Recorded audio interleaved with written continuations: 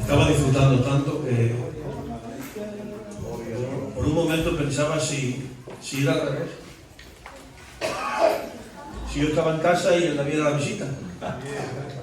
Porque me estaba llenando del Señor, la verdad. Porque miren, todos necesitamos a Dios. Amén. Y creerte que tú puedes es un error. Miren, como ha dicho vuestro pastor, somos muy amigos, aleluya. Nos conocimos en Mataró cuando fue mi pastor. Por las cosas del Señor, pues yo llevo un tiempo en la iglesia de gracia. Amén. Y ahí estamos disfrutando con el Aarón de España, que es mi sobrino. Amén. Y la verdad es que los amigos se valoran. Amén. Porque conocidos hay muchos, pero amigos de verdad hay pocos. Y yo en esta tarde le pedí al Señor que le hablara a su pueblo. Porque te digo algo, si vienes intentando ser el próximo, te equivocas. Muy bien.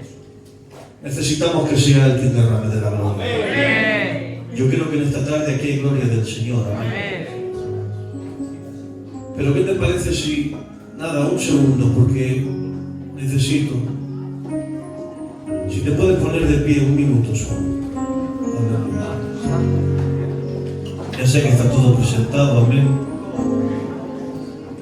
Pero te rogaría algo. ¿Qué te parece si tomas al hermano y a la hermana que tienes a tu lado, la coges de la mano. ¿Qué te parece si empiezas a pedir por su vida como si pidieras por la tuya? Para que Dios viniera hablando, para que Dios viniera derramando de su misericordia. Pídele al Señor por su vida, pide por la mía en esta tarde, para que el Señor venga hablando aquella palabra que necesitas. Espíritu Santo, bienvenido a este lugar. Te adoramos a ti, Señor. Necesitamos un socorro tuyo, Padre. Necesitamos que en esta tarde aparezca tu mano salvadora. No sabemos otro lugar. No tenemos otro refugio. No hay mayor esperanza que creer en ti, Espíritu Santo. Ahora en el nombre de Jesús, ven socorriendo al herido. Ven socorriendo, Señor, aquel que no tiene fuerza, Padre. Te adoramos a ti. Bienvenido a este lugar. Aleluya. Toma asiento. Está Dios aquí, ¿eh? Qué bien.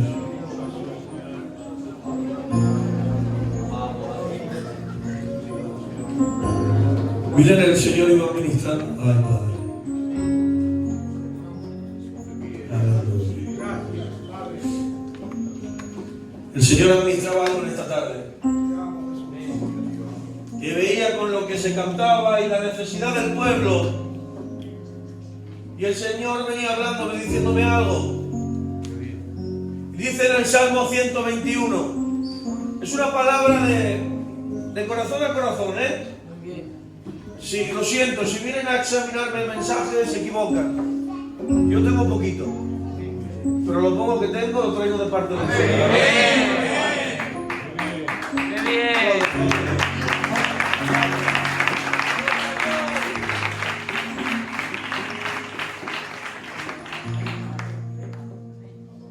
Y veía la necesidad del pueblo, porque normalmente es al revés, David. La gente se levanta después de un llamado, de una predicación, pero veía que la gente se levantaba y necesitaba de un socorro. Y dice así el Salmo 121, dice: alzaré mis ojos a los montes, ¿de dónde vendrá mi socorro? ¿Saben algo? Este salmo no lo ha escrito Moisés, este salmo no lo ha escrito David. Este salmo no lo ha escrito ningún coreíta, es decir, ningún famoso. Esto es una recopilación de salmos de aquellos que recibieron el mandato de la ley de Jehová, diciendo que una vez al año subirían a peregrinar, a celebrar fiesta al Señor. Y estos hebreos, israelitas, judíos, comprometidos con la ley del Señor, cada año se acuerdan de lo que le demanda su Dios y subían a Jerusalén a sacrificar y a celebrar fiesta al Señor. Cuando subían, Jerusalén está sitiada por montes. Entonces, como mientras que subían, iban alzando la mirada, recordando que cada monte representa algo. Porque dice en el Antiguo Testamento, tuvo que decir un pueblo contrario al Señor: vuestro Dios es un Dios de montes. Muy bien. Sí. Qué bien. Lo siento. Primeramente, este salmo no lo escriben famosos, porque el Evangelio no es para famosos. ¿De acuerdo? El Evangelio es para que quieren vivir la experiencia. El Evangelio es para comprometidos. Porque te digo algo, el Señor no viene buscando testimonios impactantes. El Señor viene a impactar en los testimonios. Por eso aquí da igual si es David, si es Moisés, no importa, no hay nombre. Lo que importa es que el Salmo está escrito y ellos cumplían la ley del Señor. Te digo algo, tu Dios no es un Dios para verlo pasar. Tu Dios es un Dios para experimentarlo de tú a tú. Si lo experimentas, hoy la historia se va a escribir.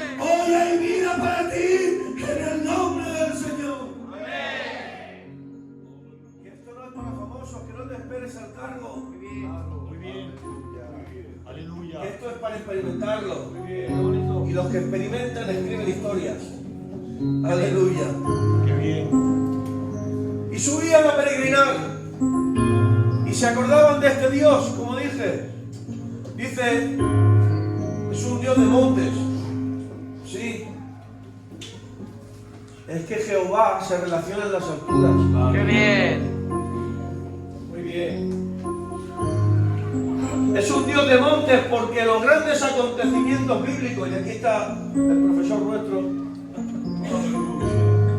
los grandes momentos bíblicos se han sellado en las alturas. ¡Qué bien!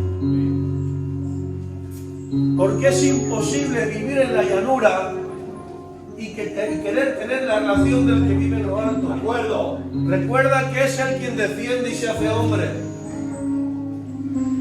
Pero tú tienes que ascender. ¿No estás cansado ya de vivir en la llanura? ¿Se acordaban de un monte? El monte por excelencia para ellos. ¿Se acuerdan del barbudo, Moisés?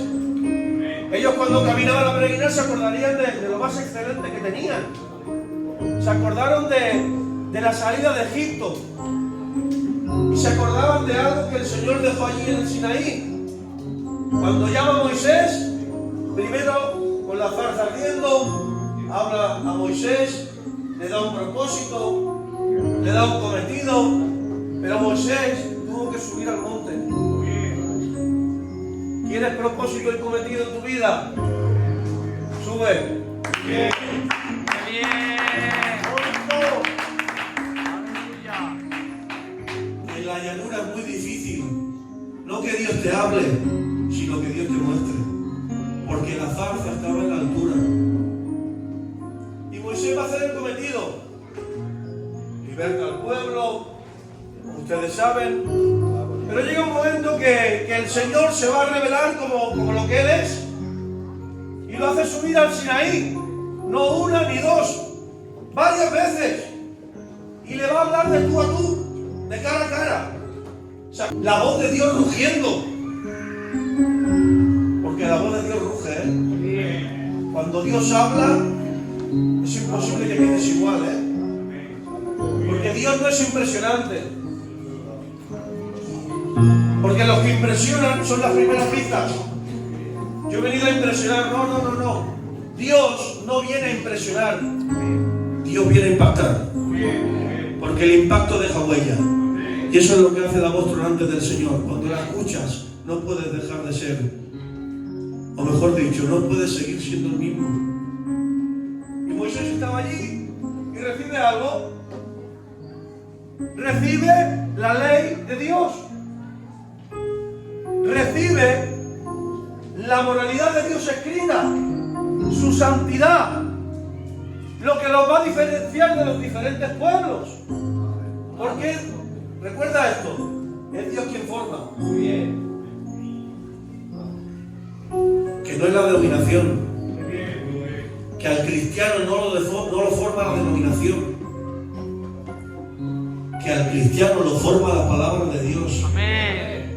Que Él no quiso hacer un pueblo semejante a los demás, que quería hacer un pueblo diferente, que Dios no te quiere siendo el mismo, que Dios te trae su palabra para transformarte. Y claro, lo que revela es algo fuerte, porque va a hablar de su santidad. Y parece que como hoy en día como que la santidad está pasada de moda. Parece que venir al culto ya es el santo, echar la ofrenda, acompañar al pastor a los hospitales. Pero la santidad no es eso. La santidad es vivir apartado para Dios. ¿Y sabes algo, compañero? A veces la santidad que mostramos es una santidad externa, como la del fariseo. Yo hago, yo digo, oro la... ¿No te parece curioso que cuando Dios te demanda santidad, lo primero que te quitas es lo visible? Qué bien. Es que Dios me ha demandado que no vea esta tele, este programa, perdóname los hábitos, Es que Dios me ha dicho que esta fiesta no la celebre. Si es diabólica, repréndela, Es que el Señor me ha dicho que no coma de esto.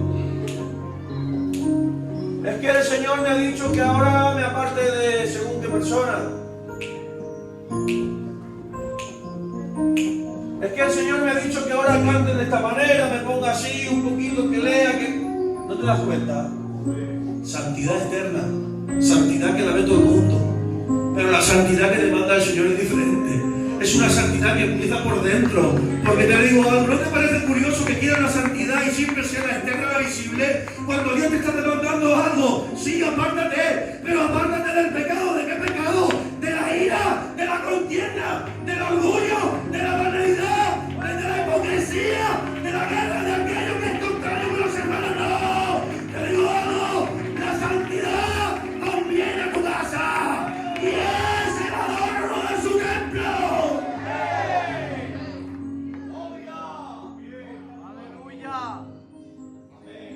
La santidad conviene a tu casa y es el adorno de su Gloria a templo. Dios. Precioso, ¿verdad? Dice, justicia y juicio son los cimientos de su trono. Que Dios es bueno. Amén. Que Dios es amor. Amén. Pero Dios es justo. Y tu Dios es un Dios de luz. Tu Dios no lo puedes compartir con el mundo. Que Dios no te quiere a media. Que Dios reprenda el pecado en el nombre del Señor. Suelta aquello que te impide glorificar a Dios. Porque a Dios no se le glorifica alabando. A Dios se le glorifica viviendo.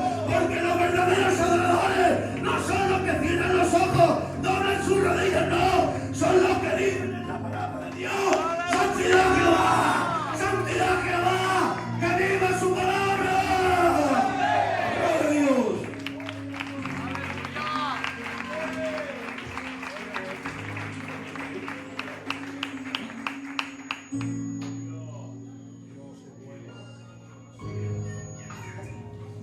Pero claro, la ley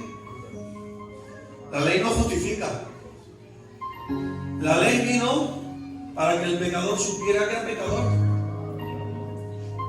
Y claro, ese monte es imposible que lo salvara. Y miraban al monte y decían: el Sinaí, el monte del rey. Pero el socorro allí es difícil. Entonces se acordarían de otro monte. De acuerdo. De alguien que lo tiene muy presente. El padre Abraham, el padre de la fe. Y se acordarían de la mayor entrega de fe y obediencia que se ha escrito en la Biblia, en el Antiguo Testamento.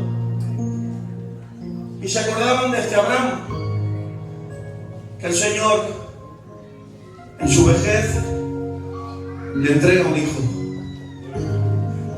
Le entrega la promesa a quien se la promete. ¿Me dejas que te diga algo?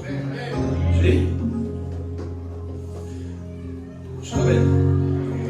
Lo que Dios promete lo cumple. Lo que Dios promete lo cumple. Lo que Dios promete lo cumple. Porque Él ni miente ni se arrepiente. Amén. Amén. El problema es que la promesa te la has hecho tú.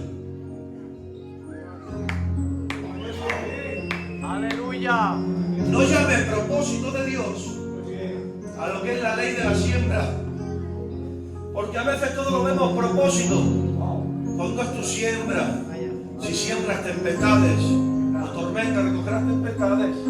Pero le llamamos propósito, es que, pobre, de verdad, es que estoy pasando por un mal momento. Y a veces sí lo pasas porque Dios así lo permite, lo quiere. Pero otras veces es tu conducta. Y buscas la promesa donde son tus consecuencias. Pero te digo algo. Si Dios te ha hablado a través de la Biblia, te aseguro algo. Lo que Dios dice y promete, Dios lo cumple. Aleluya. Y subía este Abraham. Yo me lo imaginaba, dice, camino de 3 días. Ya lo saben, conocen la historia. Abraham ha recibido al hijo de la promesa y ahora el Señor le pide que la sacrifique. Y Abraham coge su hijo, coge su asno, unos siervos preparados y se va hacia el monte Moria. Me llama la atención algo. El niño no es tan niño. ¿Qué podía tener? ¿16 ya? Algunos dicen menos, otros más. Para nosotros sería casi un padrino ya. Ya sabe bien lo que hace su padre.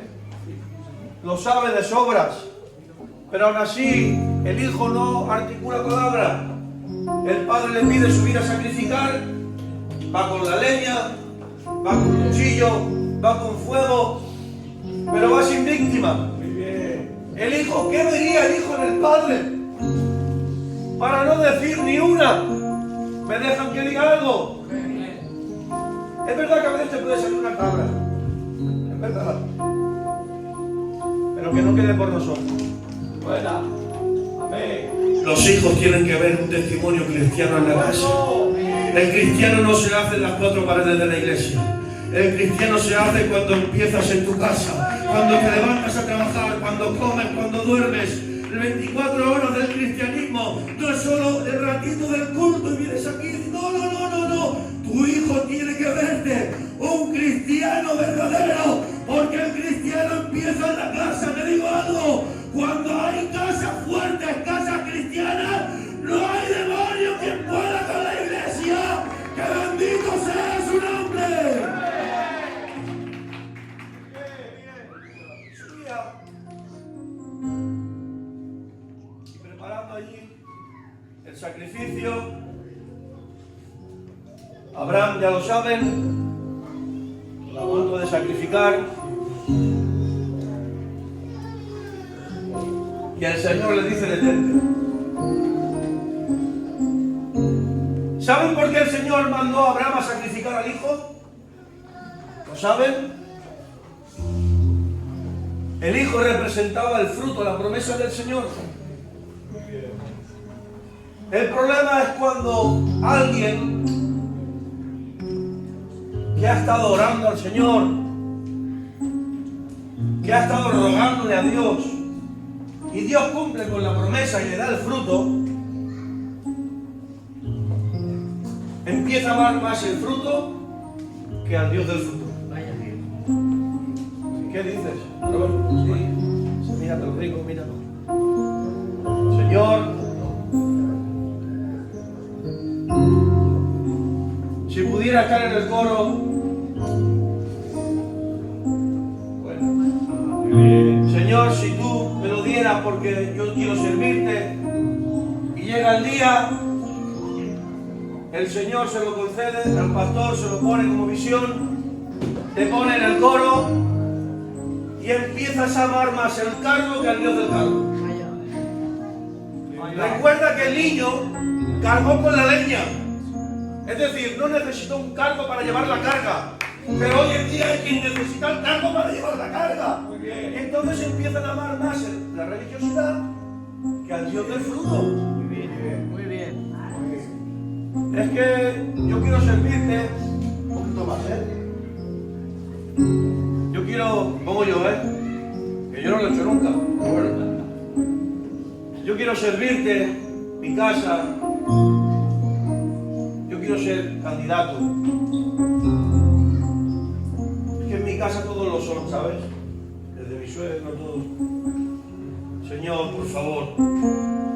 Y cuando me llega la hora, empiezo a amar más mi candidatura que al Dios que me llamó a servir.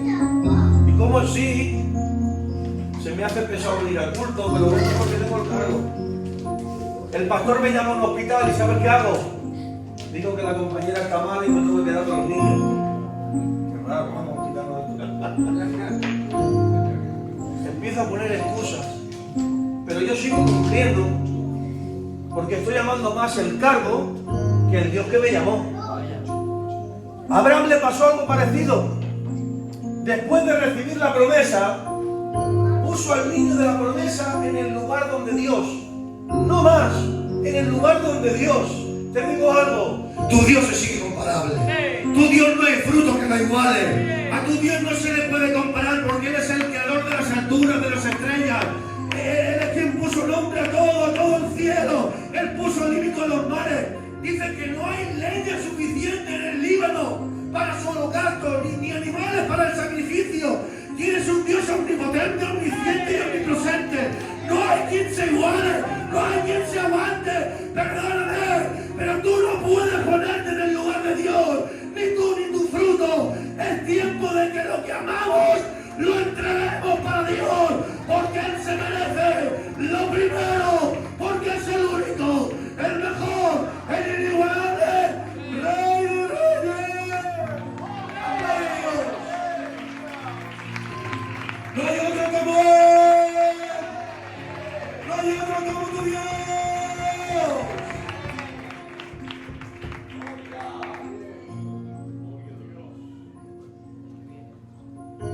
No sé si llego, Qué palabra. Me estoy tirando a matar, me has dejado un culto. Aquí lo va bien. Pero tampoco lo salvaría. Oiga. Ni la ley, ni el monte del Padre, donde Abraham quiso sacrificar, pero Dios no le dejó. Guárdenselo. Dios no le dejó sacrificar a su hijo. Y ahora te diré por qué. Y subiría al otro monte y vería en el Carmelo. Aquí sí. En el Carmelo sí. Porque ahí vemos un Dios fuerte, el Todopoderoso. ¿Se acuerdan? Un solo hombre contra 750. Elías contra los profetas de Baal y Asera. Esto, si lo miramos con ojos racionales, sería imposible. Aquí no hay victoria. Pero ¿qué cosas? ¿Qué cosas tiene Dios, Que aunque los enemigos son muchos, el que da la victoria es Él, aleluya. Te digo algo, por mucho que estés pasando, por mucho que te golpee la vida, aunque te veas solo, te digo yo que nunca estás solo. Porque dice que Él manda miles de ángeles para que te cuiden y te guarden. Porque dice que el león de la tribu de Judá acampa alrededor de los que le temen. Y te digo algo, jamás vas a estar solo. Porque Jesús ha prometido algo. Y yo estoy con todos, no estaré, ni estuve, no. Yo estoy con vosotros todos los días hasta el fin del mundo.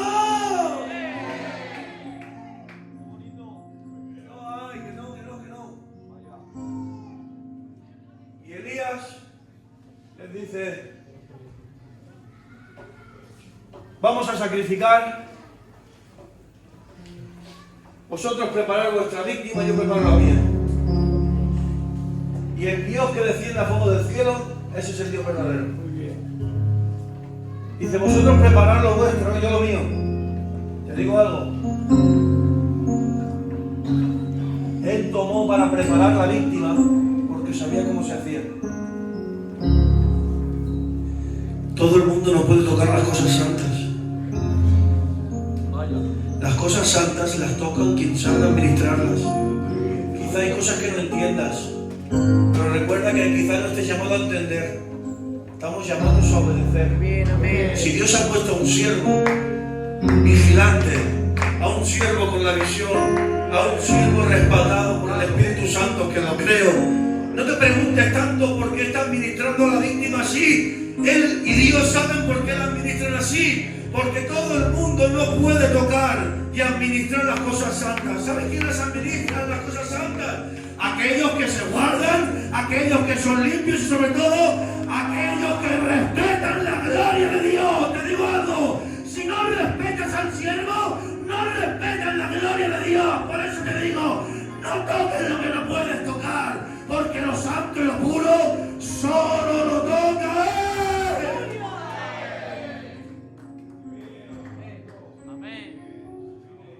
Desciende fuego del cielo y lo consume todo.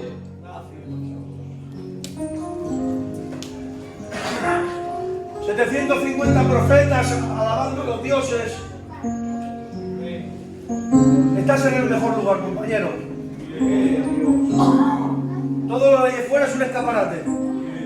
Y por mucho que veas, que siguen y te preguntes si estás en el lugar correcto, yo te digo que sí. Porque ellos clamaban a dioses que jamás iban a aparecer. Porque solo hay un Dios verdadero. Solo hay un Dios verdadero. Porque ellos chillaban. Pero ¿sabes algo? Dicen que ellos tienen oídos y no pueden oír. Tienen ojos y no pueden ver. Tienen boca y no pueden hablar. Tienen manos y no pueden palpar. Pero dice el Salmo: mi Dios está en las alturas y hace lo que quiere y cuando quiere. ¿Sabes por qué? Porque mi Dios tiene ojos y te ve, tiene oídos y te escucha, tiene manos y te abraza, pero sobre todo tu Dios tiene boca y habla. Por eso te digo, aclama en el día de tu angustia, porque tu Dios está vivo y tu Dios responde. Habla de Dios.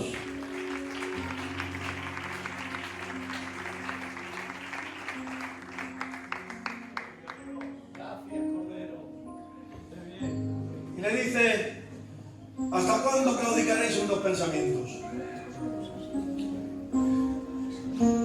El monte de la moralidad y la santidad, el monte de la dependencia, porque cuando Abraham sacrifica, dice que aparece Jehová Jireh, el que se provee. Aleluya.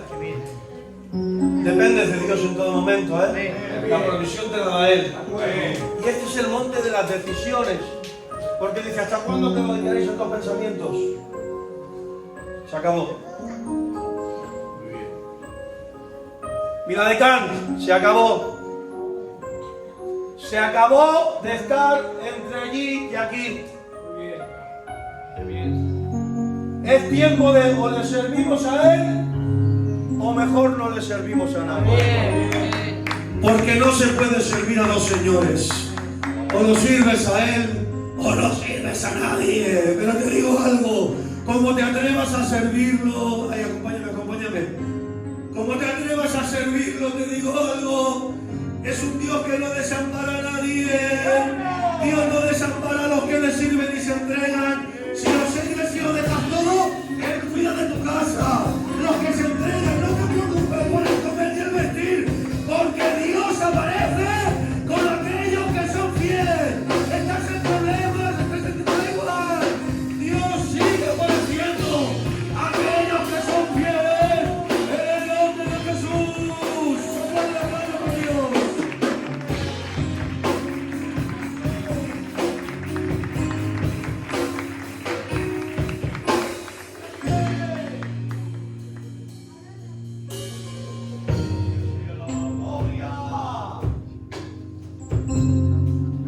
Pero tampoco lo salva. Es imposible. Ninguno de los montes lo salva. Y su mirada, porque así lo escriben, alzaré mis ojos a los montes mientras subía a Jerusalén, y sus miradas puestas en la liturgia. Y el monte de Sinaí, y el monte del Carmelo, y el monte Moriah. Claro. Es que había un monte donde no podían mirar. Hay un monte que para ellos era maldición. Era una locura. Es imposible mirar a ese monte, porque dice que allí suben los malhechores, los culpables. Allí sube quien ha hecho algo malo, quien es pecador y merece la muerte. Por eso, claro, ¿cómo voy a mirar yo ese monte si ese monte es imposible que me salve? No me salva la Moisés, no me salva la Abraham, no me salva la Mesías. Pero es que se estaban equivocando. ¿Sabes por qué? Porque Dios coge lo más despreciado del mundo y lo más vil para hacerlo perfecto para sí. Y en ese monte, el monte del Calvario, el monte del Gólgota, allí subió un hombre, pero no se daban cuenta. ¿Saben de qué? Acompáñame, te necesito. Bueno, ellos no podían ver salvación, claro.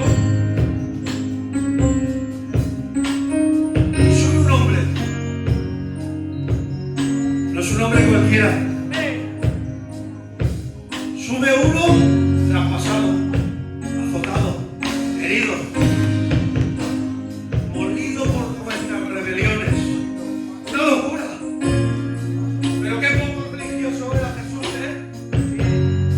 Qué poco religioso era Jesús, Él no se fijaba si la ley salvaba, porque dice que la ley es el ayo, es el maestro, es la sombra que nos conduce a Jesús. Por eso la ley no nos podía salvar. Abraham dice, hijos de Abraham somos.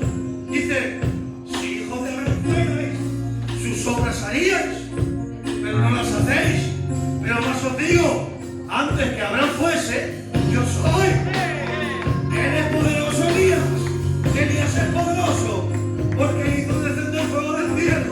Y mi Jesús, que se acercó a ti cuando más lo necesitabas, y molido, y escarnecido, y juntándose con pecadores, perdónenme, con rameras, con publicanos, con lo que no quería nadie, y sube a ese monte, al monte de la calavera, y va a dar algo, va a dar una señal de esperanza, una señal de vida eterna. Y allí subiendo, dice que aclamó a gran voz y dijo algo. Tetelestai. ¿Saben qué se dice cuando dice Tetelestai?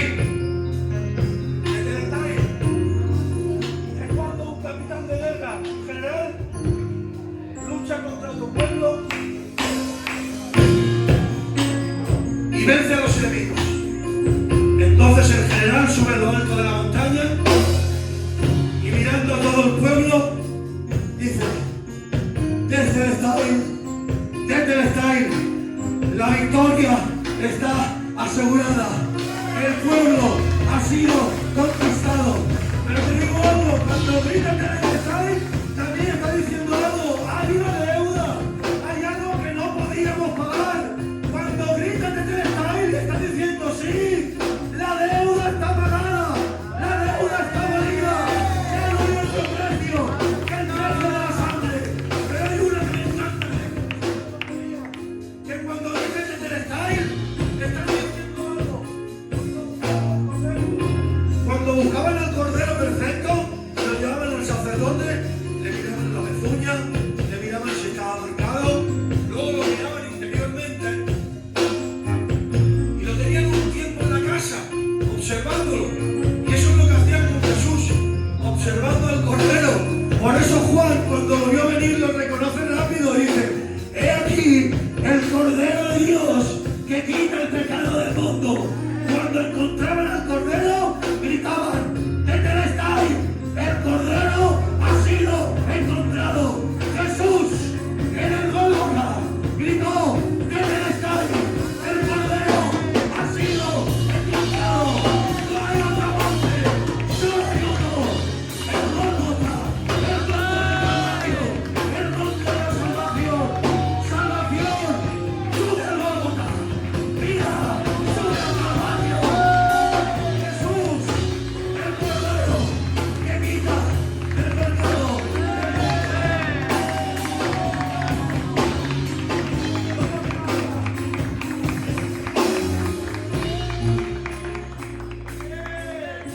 Vamos. Acompáñame, vamos. ¡Bonito! ¡Gloria a tu nombre! Espíritu Santo, te adoramos.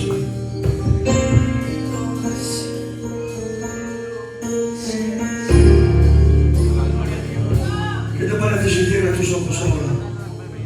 Espíritu Santo. Espíritu Santo. Vamos a